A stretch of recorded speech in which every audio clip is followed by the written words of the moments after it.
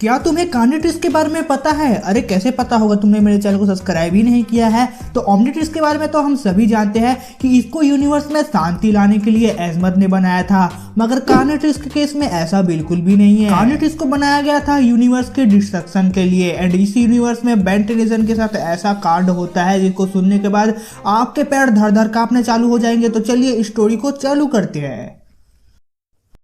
Story की शुरुआत में हमें एजमथ को दिखाया जाता है। इस यूनिवर्स का एजमथ बहुत ही ज्यादा हरामी है, उसने पृथ्वी पर कार्निटिस को भेज दिया है। उसी समय जोर का ब्लास्ट होता है एंड हम देखते हैं कि एजमथ ने सुसाइड कर लिया है। सुसाइड नोट में लिखा है, मैं यूनिवर्स को तबाह नहीं कर पाया तो क्या हो गया, मेरी इन्वेंशन इस यूनिवर्स को तबाह कर देगी। फिर हम देखते हैं बेन टेनिसन को, जो कि गार्डन में टहल रहा था एंड उसके सामने आकर गिरती है कार्निटिस। जैसे ही वो उसके पास जाता है, कार्निटिस उसके हाथ के साथ चिपक जाता है एंड जैसे ही वो हीट ब्लास्ट में ट्रांसफॉर्म होता है तो उसको बहुत ही ज्यादा पेन का सामना करना पड़ता है, उसको बहुत ही ज्यादा दुख दर्द होता है। इस यूनिवर्स की ग्वेन की किस्मत खराब थी कि ये भी वहां पर ही टहल रही थी। बेन टेनिसन अब कुछ ऐसा करने वाला था जो कि किसी ने सोचा भी नहीं होगा। जैसे ही वो हीट ब्लास्ट में ट्रांसफॉर्म होता है, उसका अपने ऊपर से कंट्रोल हट जाता है एंड वो ग्वेन की मुंडी पकड़ के इनविजिबल स्टाइल में फोड़ देता है। अब बेन के अगले टारगेट थे ग्रैंडपा एंड ग्रैंडपा के साथ भी वो सेम चीज करता है। अब बेन उसी काम पर लग जाता है जिस काम के लिए एजमथ ने कार्निटिस को बनाया था। वो सभी जगह तबाही मचाना चालू कर देता है।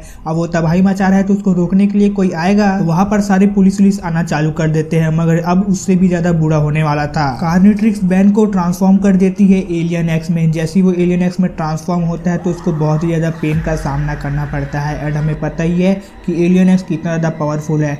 वो पूरे अपने यूनिवर्स को तबाह कर देता है। ऐसे ही जाके वो दूसरे यूनिवर्स को भी जाता है अपने भूख का शिकार बनाने के लिए। इतनी ज्यादा तबाही से प्रोफेसर पैराडॉक्स का ध्यान बेन के ऊपर जाता है एंड वो सारे यूनिवर्स के बेन टेनिसन को एक साथ मिलाकर कार्निटिस वाले बेन को रोकने के लिए आ जाता है। मगर दूसरी तरफ हम देखते हैं कि सारे ही बेन टेनिसन मर चुके हैं, क्योंकि कार्निटिस वाले बेन के सामने कोई भी नहीं टिक पाया। तभी उधर एंट्री होती है बायो बेन की एंड वो एटॉमिक्स का पावर इस्तेमाल करके कार्निटिस को तबाह कर देता है। फिर इन लोग एलियन एक्स का मदद लेते हैं। कार्निटिस वाले बेन ने जितने भी यूनिवर्स को तबाह किया था उसको रीस्टोर करने के लिए। सब कुछ वापस से सही हो जाता है। कार्निटिस वाला बेन टेनिसन अब बड़ा हो चुका है, लेकिन अभी भी उसको कार्निटिस के डरावने सपने आते हैं। वो पूरी तरीके से मेंटली पागल हो चुका था, क्योंकि उसने ऐसे ऐसे कांड किए थे जिसका उसको रिग्रेट था। तभी प्रोफेसर पैराडॉक्स इस बेन टेनिसन के ऊपर अपना दया दिखाते हैं एंड उसको वापस पास्ट में लेकर जाते हैं, जब वो कार्निटिस को वापस से अपने हाथ में पहनने वाला था। वहीं पर फ्यूचर वाला बेन अपने आप को कार्निटिस पहनने से रोक लेता है एंड कार्निटिस पहनने के बाद उसके साथ जो भी कुछ हुआ था अब वो होता ही नहीं है। तो कैसी लगी स्टोरी? अच्छी लगी होगी। थैंक यू बोलने की जरूरत नहीं, थैंक यू बोलना ही है तो GHG